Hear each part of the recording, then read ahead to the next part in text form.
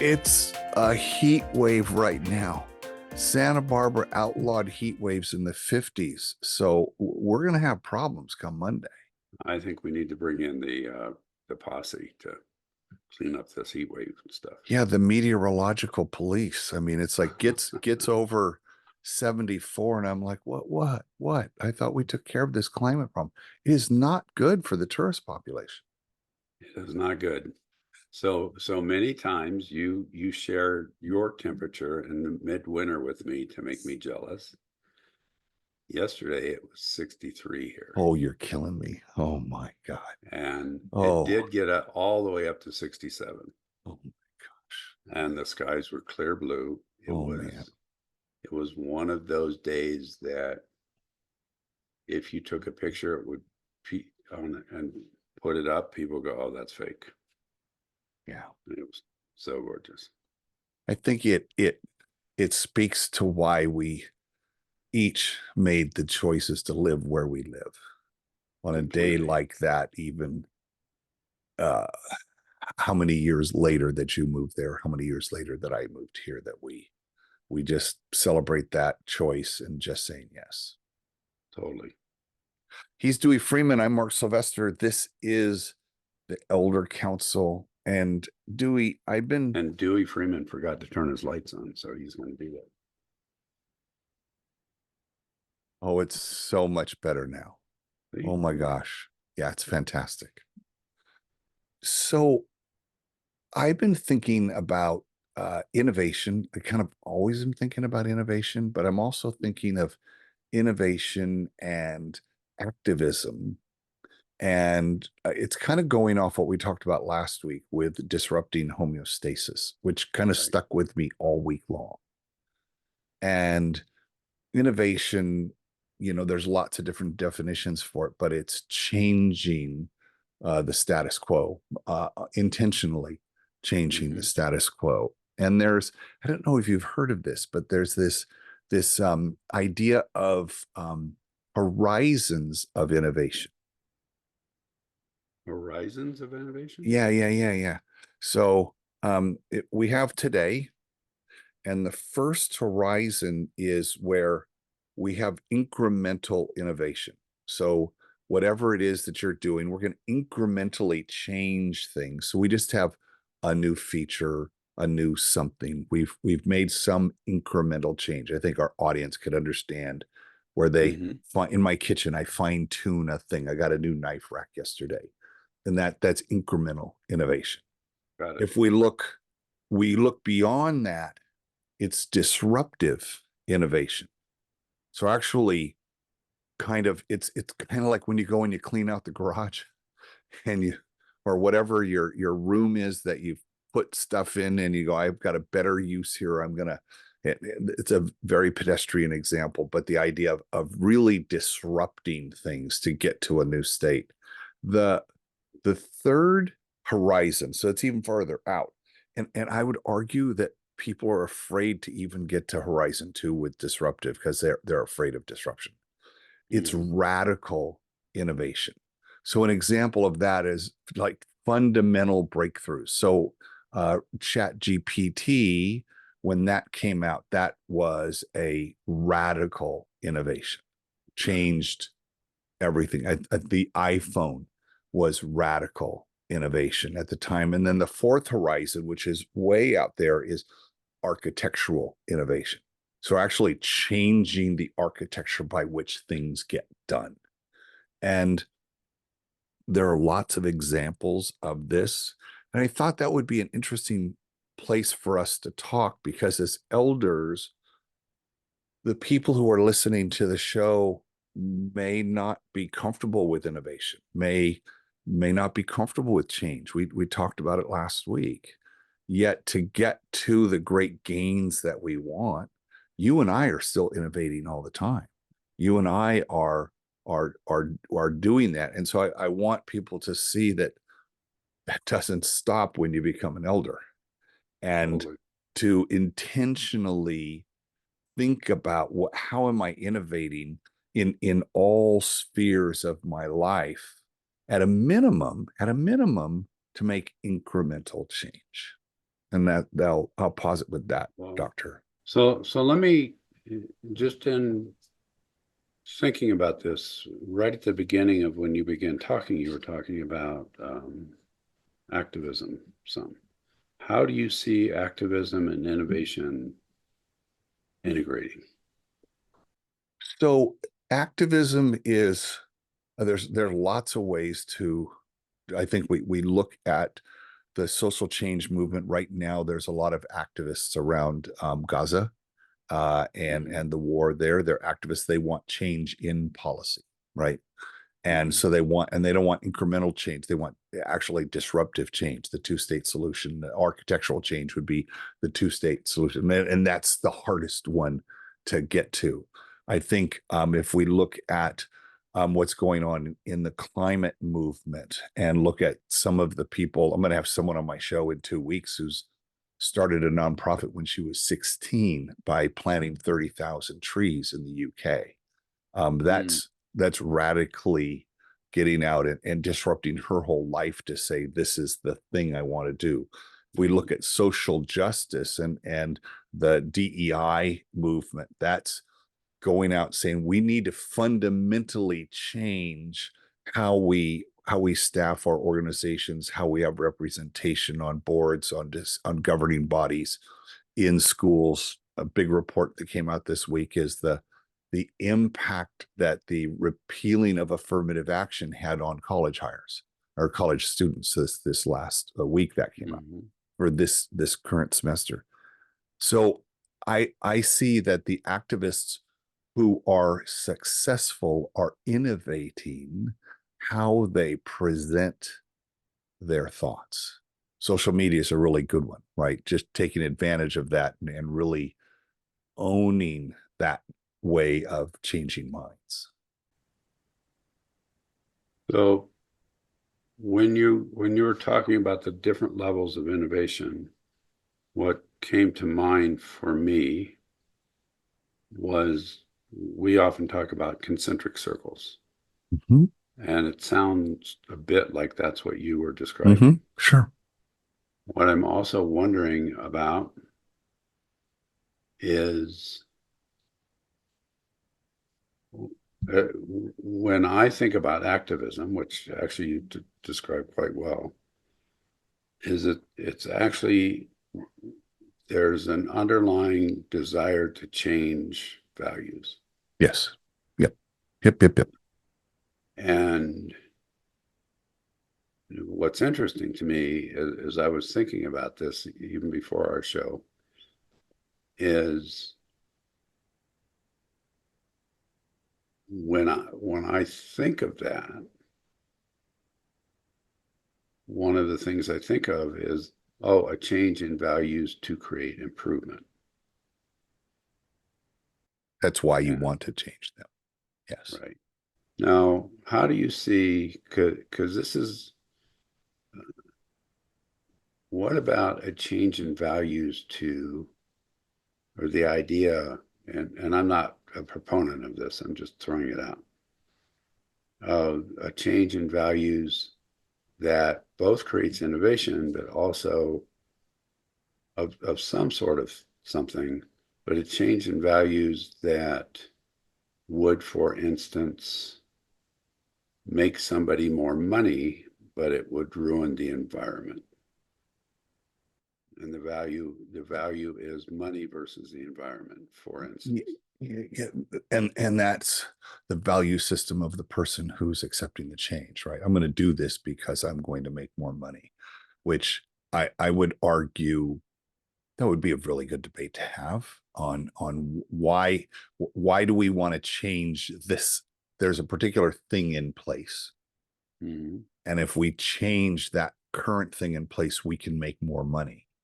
So I could see a positive impact on improving our efficiency in a workflow in a company, or using AI to get things done a little quicker or more interestingly.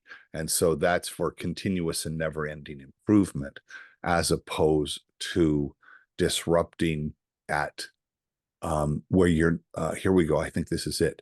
It's, does the disruption, the change cause harm. There you go. Can you defend the change? Well, if I were taking the position of like, I want to make more money, which is not my, so everybody knows that's not my position. But if I were to take that position, could I be seen as an activist or an activist that has a value that money is more important than environment? I think you would have a hard time pulling together a consensus of people to help on that, is my guess. Like if you did it by fait accompli, they're the boss, and we're going to go build, fire belching coal answer or whatever, because we know we can deliver energy cheaper, then we're going to do that. In today's climate, you may find revolt, right? And people are we've already talked about resistant to change for all kinds of reasons, right? They're risk averse, they don't believe in the change. So I think along with this change comes massive opportunity for strategic messaging. Like, why are we doing this? So paint a picture of the possibility after that change, after we've gone through the retooling or gone through, if anybody's ever added a room on a house or done, you live through that disruption to your status quo because you are convinced that the thing on the other side is worth it. So I think in today's, I would love our audience, if they think of one, to write us one where that's worked. Yeah. Because like one of the pieces with innovation that I see is innovation, and I'm playing with this openly, talking, out loud about this, is I'm not sure that innovation really requires a value system behind it to create the innovation versus activism, at least in my mind, requires a value system. Yeah. I agree. So if I'm an easy one for me to get my head around is in software. I'm built tools for my career, and would challenge every single time the guys wanted to change something, whether it was radical, which we did with Maya, or it was incremental, which we would do. And I would always say, how does this improve the day-to-day work of our users? And that was a value for me, paying attention to them. So I would say in that case, because even in those cases, like, I'm going to move the button from here over to here. And now everybody who got their thumbs used to, or whatever it was, used to a certain way, has to get over this. So there's that communicate. Well, why did we move that? Right. And I think a lot of people don't pay attention to that. But I think if you clearly help people feel secure in the change and inform them of the change, you win them over, and they will endure a short period of adjustment because you clearly articulated the benefit on the other side. And in that case, I'm thinking about them and the benefits to them, not that'll let me sell more units. Right. So with this, what is your perspective of the role of an elder in regard to activism? And what is your perspective about the role of say, the 40-year-old person, man or woman, in regard to activism? I have a lot of thoughts about that. One is to encourage them to be bold and take a step towards protecting the things that they believe. I think a lot of people are afraid of there's a lot of fear around this, a lot of fear. Yeah. Right. Tremendous amount of fear. And I think that's why young people, and I'm going to say young, it's 25 and younger, that they're fearless. Let's call it right. They're fearless. I'm going to go. I believe this thing to be right. I'm going to go storm the campus. I'm going to go protest. You can drag me away because what I'm fighting for is so important that I'm willing to sacrifice my freedom. Right. I'm fearless. What's going to happen to me? Right. That's, it's going to be on your record. It's going to be, all those kind of things. None of that matters because the cause is more important. I am not a social scientist. Let's make that really clear. But I think at 25, we're start thinking, oh, man, what if my boss hears, or what if like I can't afford to lose work, or I can't. I mean, there's a ton of stuff. And when you get to 40, it's like we've talked about these stages of life. At 40, I'm probably a manager. I probably have done well at work. Very possible, I've got young kids at home. I've got this kind of stuff. So I have to, again, this gets to the risk averse. I've got to measure the benefits. How can I participate in that activism? And I think as elders, even doing this show is raising the importance, having the conversation about it, and saying that how important it is. And even if what you do is you support those, let's say you are a manager and you have young people in your organization, and you don't activism shame them. You know what I mean? That's a great term. Right. They're the happy warriors that are out there. Yes. So how could you support them, not impugn them, not what are the kinds of things you could do? And then here's where innovation comes in. No, I don't want to say that unlawfulness is okay, but I think in the pursuit of activism, hey, they're our frontline soldiers. They're going to get change done. And when look at over the last 10 years, we've had several times when the whole country gets together against things that the government's doing, for instance, right? So we're just like, this is wrong. That's where we see it at a mass level.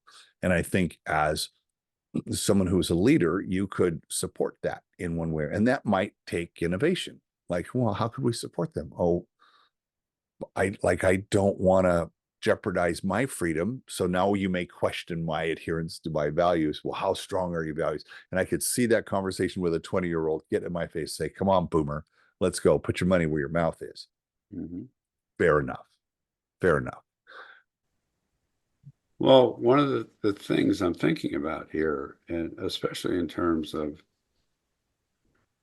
because I do sort of see three categories. One is, like you're right, the 20-ish year old, where the feeling is I don't really have anything to lose. And I don't have a family. I own a $800 car. I, I'm maybe going through school or something like that. That was certainly where I was when I was 17 to 21. Like, who cares? And I did get arrested. and and so that's one category. The other category is I do really wonder about sort of that middle group of people, age group of, that may have a partner or spouse, and, maybe they've just in the last 2 years bought a home, and, they're pregnant with their second child. And I mean, those kinds of things. and how much that actually affects a level of activism. I just had a thought go through that. I'll share in a minute. I'm also thinking that in elderhood, and one of the things that I'm finding is because I have been activist on numbers of levels in the last few years, is that I've actually lost a fair amount of friends. I mean, a fair amount. I'm not talking like, half of my friends. I'm talking, I don't know, maybe 8 or 10 friends or people that I thought. And I'm thinking of you resigning as the fire chief or Yeah, whatever, the head of the board of the volunteer fire department, and that was standing up for your values. that was standing up for my values, and there were some major consequences to me doing that. And um, it actually helped change some things. It actually helped people see certain things. The other thing I think of is in men's movement of, I talk a lot about that the idea of toxic masculinity is like, it's a bogus term.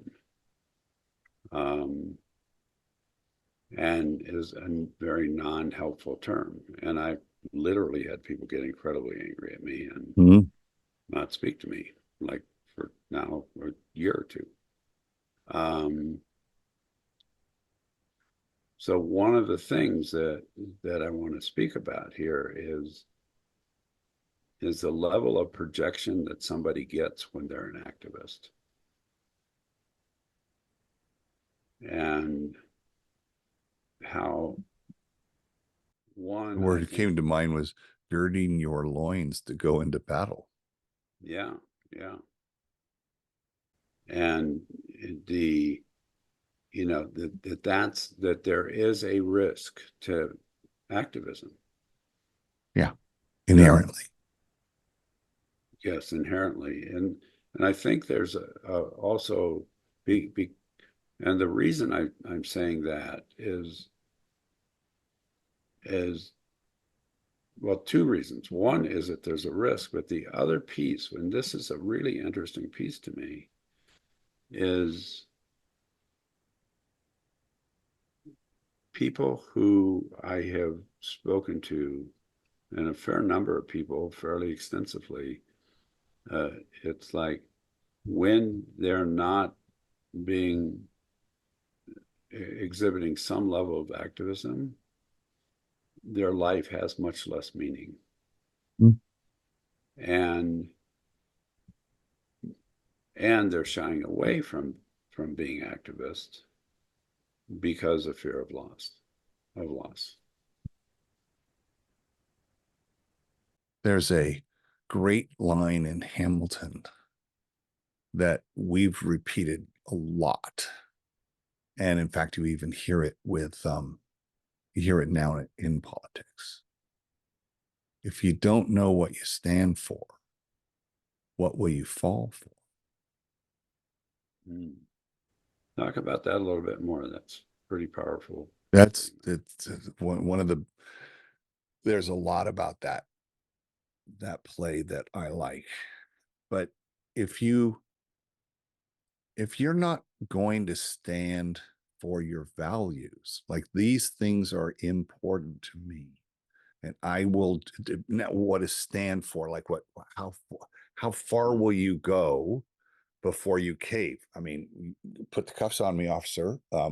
Take me away, right? Or Mm. oh, I've got values about how to treat somebody, but my boss says, hey, you can't be such a nice guy. You've got to be more of a, you've got to be more powerful, or whatever that is. Like if you don't know what you stand for, what you'll fall for. Because if I don't stand up for my employees, and my boss explains some, he gets me to buy into some bullshit about why I shouldn't do that. I'm falling for his rhetoric, Mm. right? Of why I like, no, you're looking at the wrong way, Mark. look at it this way. Yeah. No, if you don't know what you stand for, and we've talked about this over the shows, like having an ethos, right? You and I have done this: courtesy, integrity, perseverance, self-control, indomitable spirit. Man, that's what I stand for.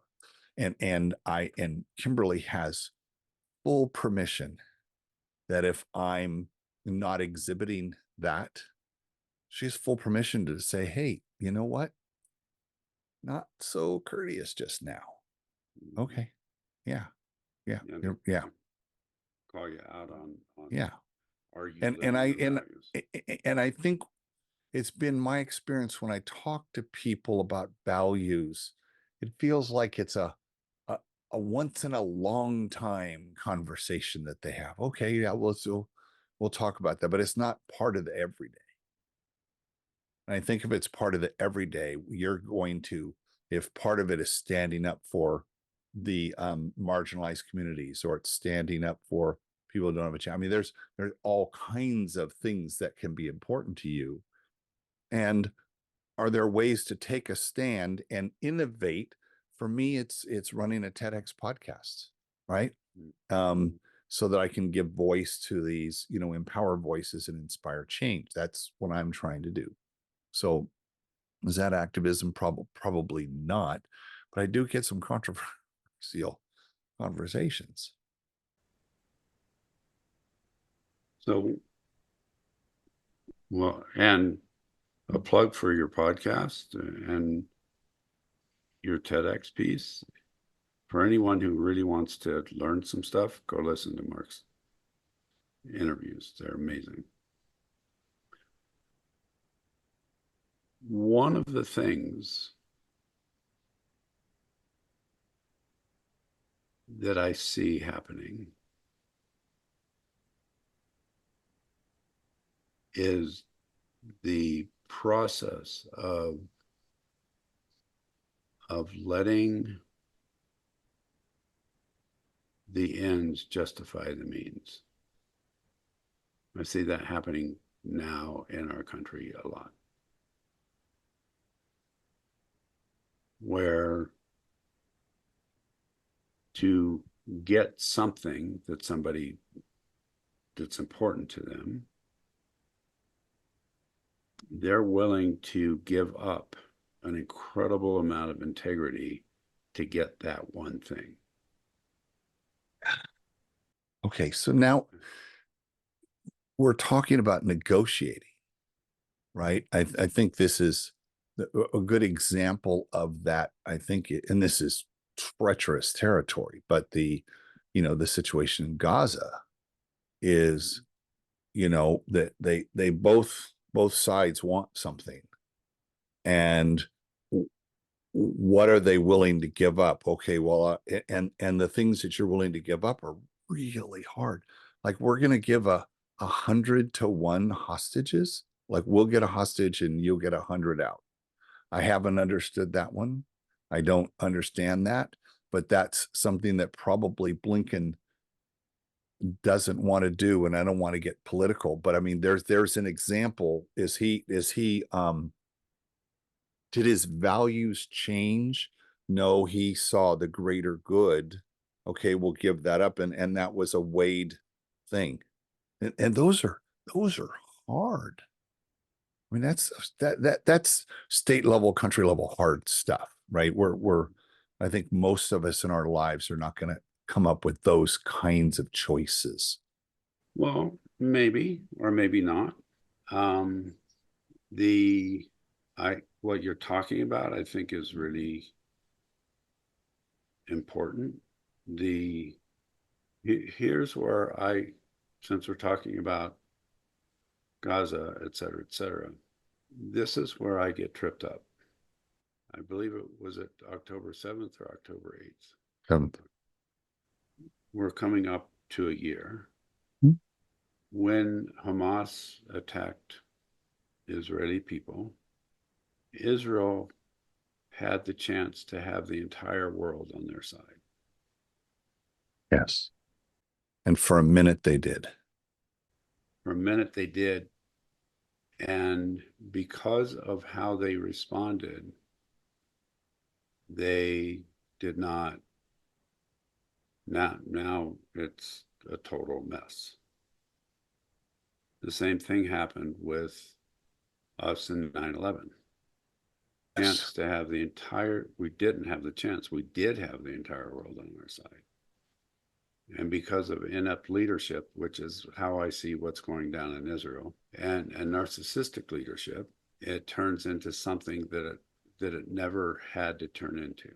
It doesn't mean that it was okay for Hamas to come in. I mean, that was an atrocious act. So was 9/11. But the values in which they all of that kind of stuff gets responded to is those get lost. And instead of pulling together coalitions to deal with things in a way that's really powerful, there's a reactive process that is about control and not power. Which goes back to, I think, the original activism you had when you were 20. Yes. It's dawned on me as you were saying that terrorism is, this is probably wrong, but it's like this extreme violent form of activism, because what they want to do is they want to change the status quo. They want to change how they're treated.